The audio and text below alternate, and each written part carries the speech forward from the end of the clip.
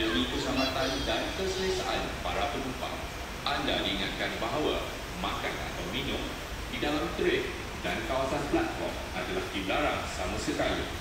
Harap maklum dan terima kasih kerana keprihatinan anda. Dear customers, for the safety and well-being of fellow commuters, please be reminded that eating or drinking at station platform and aboard the train are strictly prohibited. Kindly check Stesen Hang Tuah guys, stesen Hang Tuah.